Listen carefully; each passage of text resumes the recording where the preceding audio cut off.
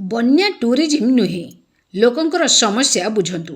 प्रभावित अंचल बुलिबा परे सरकार को अरुण साहू कटाक्ष।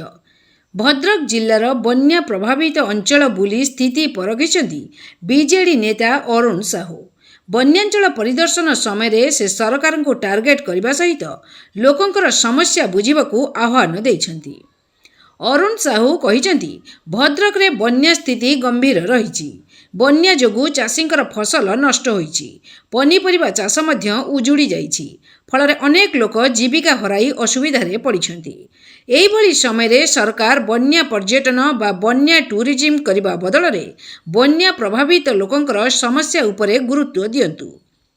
चाषींकर क्षति किपरि भरणा हेब से नहीं सरकार पदक्षेप नियंतु। एथि सहित कृषि ऋण छाड़ करने सहित बन्या प्रभावित परिवार को पर्याप्त सहायता देबाकू दाबी करिसेंति अरुण साहू। बन्या परे बढ़ुतिबा दरदाम को नियंत्रण करने सहित साधारण लोकंकर दुर्दशा दूर करने दिगरे सरकार गुरुत्व देवा आवश्यक बोली से कहिसेंति। बन्यारे चाष नष्ट होइथिबारु लोकंक पाखरे एबे जीविकार विकल्प नथिबा दर्शाई तुरंत सहायता और क्षतिपूरण व्यवस्था करने से दाबी करिसेंति। वर्तमान बन्यार स्थिति गंभीर एवं बन्या जनित स्थिति गंभीर। जनसाधारण पाखे किसी रास्ता नहीं। कहीं ना खरीफ चाष होता धान चाष सबू नष्ट। पनीपरिबा चाष उजुड़ी गला।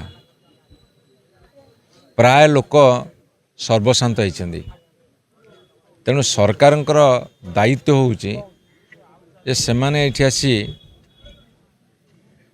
बन्या टूरिज्म नकरी बन्या पर्यटन नकरी चिंता करंतु चाषीर जोटा बल धान चाष खरीफ चाष हो पनीपरिबा चाष हो तांकर खेती केमिति भरणा करा जाई पारिबो।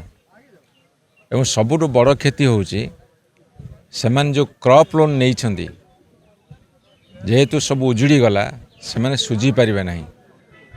तेणु तांकर ऋण छाड़ कर तांको इमिडिएट पर्याप्त परिमाण सहायता जोगे दियो एवं बन्या जनित क्षय क्षतिर आकलन करी ता साथी दरदाम एते हु बढ़ुची ए सब कथा को सरकार गंभीरतार सहकार नहीं व्यवस्था करंतु। बन्या टूरिज्म करिया छाड़ंतु।